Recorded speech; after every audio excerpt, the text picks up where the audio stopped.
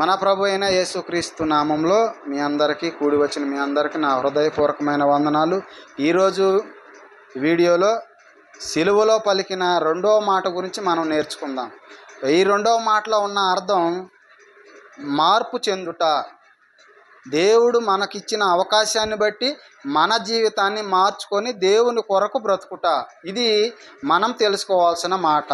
రెండవ మాటలో ఉన్న అర్థం అయితే యేసుక్రీస్తు ప్రభువారిని సిలువేసిన తర్వాత ఆయన రెండవ మాట మాట్లాడుకోవటానికి కారణం ఆ దారిని ఒకరిని ఈ దారిని ఒకరిని ఇద్దరు దొంగల్ని ఆ ప్రాంతంలో ఉన్నటువంటి దొంగలు వాళ్ళు చేసిన వృత్తిని బట్టి వారు చేసిన పనిని బట్టి వారిని గవర్నమెంట్ అంటే కోర్టు వాళ్ళని నిందితులుగా వాళ్ళని తీర్మానం చేసి వాళ్ళకి ఏమేసింది, మరణశిక్ష వేసింది.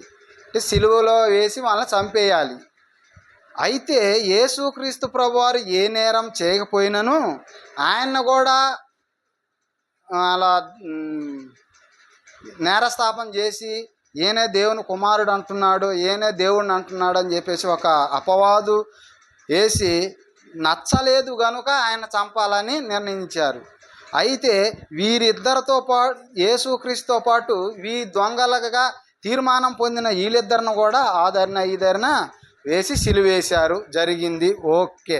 అయితే ఈ ఇద్దరు దొంగల్ని ఆ దారిన ఒకరిని ఈ దారిన ఒకరిని సిలువేయడం జరిగింది. సిలువేసిన తరువాత వాళ్ళలో ఒకడేమో నువ్వు యేసుక్రీస్తువు కదా, నువ్వు సర్వోన్నతుడు కుమారుడు కదా, నువ్వు సర్వశక్తిమంతుడు కదా, నీవు విడిపించుకొని మమ్మలను కూడా విడిపించవచ్చు కదా అని ఒకడడిగాడు. నీ సర్వోన్నతుడివి, సర్వశక్తిమంతుడివి, సర్వాధికారివి అని చెప్పుకుంటున్నావు కదా, మరి నిన్ను రక్షించుకొని మమ్మల్ని కూడా నీవు రక్షించవచ్చు కదా అని చెప్పేసి మొదటివాడు అడిగినప్పుడు రెండోవాడు రే నోర్మోయ్, ఆయన ఏ పాపము చేయని వాడు, నీతిమంతుడు, ఆయన గొప్పవాడు, ఆయన సర్వోన్నతుడు కుమారుడు, దైవ కుమారుడు, ఆయన పైనుంచి దిగి వచ్చిన దేవుడని నేను నమ్ముతున్నాను. మనకైతే ఈ శిక్ష సబబే. ఎందుకంటే మన దొంగతనాలు, దోపిడీలు, ఎన్నో నీచమైన కార్యాలు మనము చేశాము గనుక, మనము నీచులము గనుక, మన ఈ శిక్షకు అర్హులము గనుక మనకి ఈ శిక్ష వేయటం న్యాయమే. కానీ ఆయన ఏ పాపము ఎరుగనటువంటి నీతిమంతుడు గనుక ఆయనకి ఈ శిక్ష వేయటం అది అన్యాయం. కాబట్టి ఆయన దేవుని కుమారుడు అని నేను నమ్ముతున్నాను గనుక, సర్వశక్తిమంతుడని నేను నమ్ముతున్నాను గనుక, నా పాపాల నుంచి నన్ను విడిపిస్తాడని నేను నమ్ముతున్నాను గనుక ఆయనని నన్ను క్షమించమని నేను అడుగుతున్నాను. ప్రభువా, నీ రాజ్యంలో ఉన్నప్పుడు, నీ రాజ్యంతో మళ్ళీ వచ్చినప్పుడు నన్ను జ్ఞాపకం చేసుకోయ్యా అని ఈ దొంగ పశ్చాత్తాప హృదయం కలిగి దేవుణ్ణి అడిగాడు. మేమైతే అర్హులమే, మేమైతే ఈ శిక్షకు కలవారమే, ఈ శిక్ష పొందటానికి మాకు అర్హత కలదు. మేము ఎన్నో దోపిడీలు, మానభంగాలు, హత్యలు, ఎన్నో దుష్కార్యాలు, ఎన్నో పాపాలు చేశాం మేము. కాబట్టి ఈ శిక్ష మాకు న్యాయమే.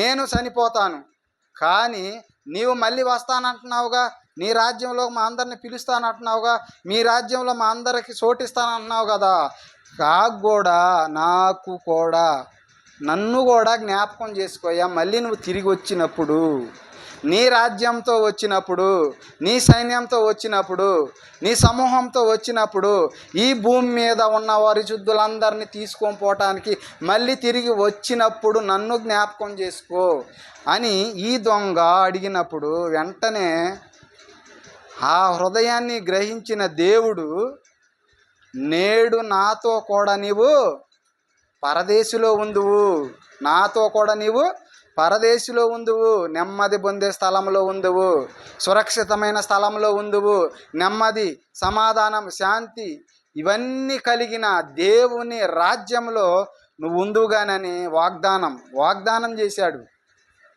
అప్పుడు దేవుడు ఇతన్ని క్షమించాడు. మార్పు చెందాడు గనుక బతికి ఉండంగానే మార్పు చెందాడు కనుక ఈ దొంగని యేసుక్రీస్తు ప్రభువారు క్షమించి వెంటనే ఆయన రాజ్యంలో చేర్చుకున్నాడు. చాలామందిని మనం గమనించినప్పుడు నీ రాజ్యం నాకు రావాలి, నీ రాజ్యం నాకు రావాలి, నీ రాజ్యం మాకు కావాలి. ఎక్కడికి రావాలి? ఆల్రెడీ వచ్చింది. వచ్చిన రాజ్యంలో దేవుని మాట విని మారు మనసు పొంది బాప్తీసం పొంది సంఘంలో చేర్చబడి పరిశుద్ధాత్మను పొందుకొని ఆయన శరీర రక్తాలను నువ్వు తీసుకుంటున్నప్పుడు ఆయన రాజ్యంలో నువ్వు ఉన్నట్టు. నీవు ఈ భూమి మీద ఎంతకాలం అయితే బ్రతికి ఉంటావో అంతవరకు ఆయన రాజ్యంలో నీవు ఉంటావు. ఇక్కడ సంఘం అనే రాజ్యంలో చనిపోయిన తర్వాత పరలోక రాజ్యంలో నీ కొరకు నువ్వు చేసిన పనిని బట్టి, నువ్వు చేసిన శ్రమను బట్టి, దేవుని కొరకు నువ్వు సమర్పించుకున్న దానిని బట్టి దేవుడు నీకు ఒక స్థలాన్ని, ఒక దాన్ని ఏమంటారు, బహుమానాన్ని నీకు ఇవ్వటానికైనా సిద్ధంగా ఉన్నాడు. మార్పు లేకుండా, మారు మనసు లేకుండా, సంఘానికి రాకుండా, సంఘానికి వస్తూ కూడా నీ ఇష్టం వచ్చినట్టు చేస్తూ, సంఘంలో ఉంటూ కూడా నీకు నచ్చినట్టు ఉంటూ, సంఘాన్ని ప్రేమించకుండా నీకు నచ్చినట్టు చేస్తూ నీ రాజ్యం రావాలి, నీ రాజ్యం రావాలంటే రాదు. నువ్వు ఎప్పుడైతే మార్పు చెంది మారు మనసు పొంది బాప్తీసం తీసుకొని దేవుని రాజ్యంలోకి నువ్వు చేరతావో అదే దేవుని రాజ్యము. ఈ లోక సంబంధమైన రాజ్యము, ఆ రాజ్యము కదా. ఆ రాజ్యానికి మనందరం చనిపోయిన తర్వాత రెండవ రాకలు ఆయన వచ్చినప్పుడు మనము ఎత్తబడినప్పుడు దేవుని రాజ్యానికి వారసులుగా మనల్ని ఆయన మనకొక సీటు, మనకొక స్థలం ఇస్తాడు.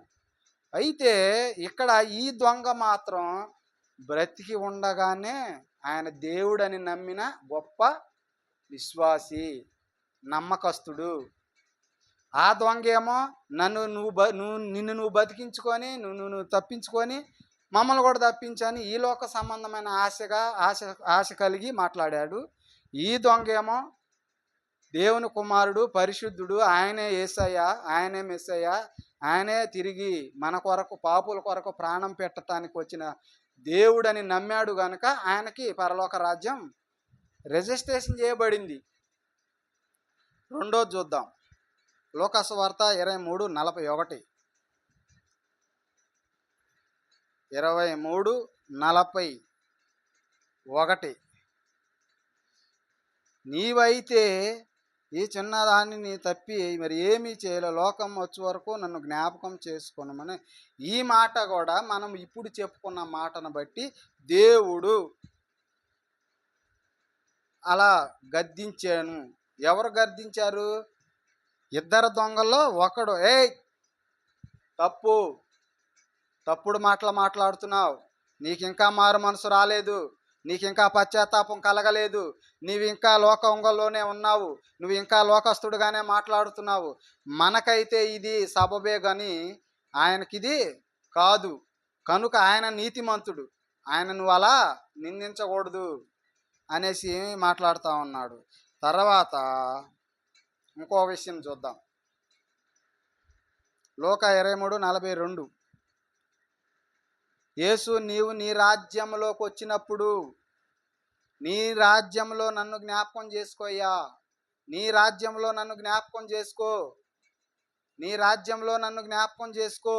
మారు మనస్సు, అతనికి మారు మనసు వచ్చింది కనుక నీ రాజ్యంలో వచ్చినప్పుడు, నీ రాజ్యంతో వచ్చినప్పుడు నన్ను జ్ఞాపకం చేసుకోమని అడుగుతూ ఉన్నాడు. ఈ దొంగ కాదప్పుడుకి అతను నీతిమంతుడుగా మార్చబడ్డాడు. ఎప్పుడైతే నీవు సర్వోన్నతుడు కుమారుడివి, దేవుని కుమారుడివి, పాపుల కొరకు ప్రాణం పెట్టడానికి వచ్చిన నజరేయుడైన దేవుడివి నీవేనని అతను నమ్మి విశ్వసించాడో అప్పుడే అతని దొంగ అనే ముద్ర కొట్టివేసి నీతిమంతుడని ముద్ర దేవుడు అక్కడే ఇచ్చేశాడు. నేడు నీవు నాతో కూడా పరదేశంలో ఉందువు అని. దొంగ రక్షించబడాలని భావించాడట. ఏమని? నేను రక్షించబడాలి. ఇప్పుడు నీవు నేను ఈ లోకంలో ఈ యొక్క భూమి మీద ఉన్నంత వరకు నేను మారాలి, నా బ్రతుకు మారాలి, నా కుటుంబం మారాలి, నా పరిస్థితులు మారాలి, నేను దేవుని కొరకు బ్రతకాలని ఆలోచన కలిగి ఉన్నావా?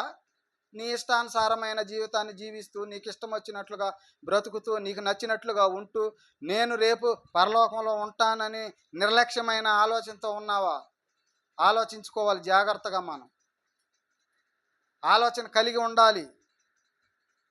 చూస్తూ ఉన్నాంగా ఎంతోమంది పొద్దున్న చూసిన వాళ్ళు మధ్యాహ్నానికి, మధ్యాహ్నం చూసిన వాళ్ళు సాయంత్రానికి ఉండట్లేదు. ఎప్పుడు ఎవరు పోవాలో వాళ్ళు పోవాలి. దేవుడు ఎప్పుడు రా అని పిలిస్తే అప్పుడు మనం ఇంట్లో భార్య ఉన్నా, పిల్లలున్నా, తల్లిదండ్రులు ఉన్నా, ఎవరున్నా చెప్పా పెట్టకుండా వెళ్ళిపోవాల్సిన రోజు ఒక రోజు. ఆ రోజు రాకముందే, ఆ సమయం రాకముందే, ఆ స్థితి నీకు రాకముందే, మనకు రాకముందే దేవుని కొరకు మనము తీర్మానం తీసుకోవాలి. దేవుని కొరకు బ్రతకాలి, దేవుని కొరకు నమ్మాలి, దేవుణ్ణి విశ్వసించాలి. దేవుడు నా కొరకు ప్రాణం పెట్టిన దేవుడు, ఆయన ఈ లోకానికి వచ్చినవాడు, మన పాపములను కడుగువాడు, మన పాపాలను తీసివేయవాడు అని ఇక్కడ ఉండగానే నమ్మి విశ్వసించి రక్షణ పొందితే అప్పుడు దేవుని రాజ్యంలో నువ్వు ఉండటానికి అర్హుడవు. అర్హత లేకుండా, అధికారం లేకుండా నువ్వు గేటు దాటటానికి వీలు కలగదు. అందుకని అంటాడు 4వ మాట,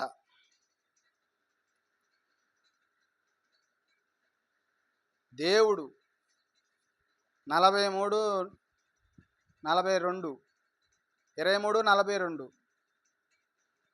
యేసు దేవుడు చెప్తున్న మాట అదే. దేవుడు చెప్పిన మాటను బట్టి మనము దేవుణ్ణి నమ్మాలి. యేసు అందరినీ నమ్మారు, మనం నమ్మాలి.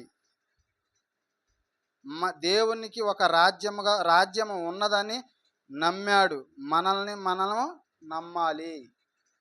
దేవునికి ఒక రాజ్యం ఉంది, ఆ రాజ్యంలో మనందరిని చేర్చాలని ఆయనకి ఉద్దేశం ఉంది.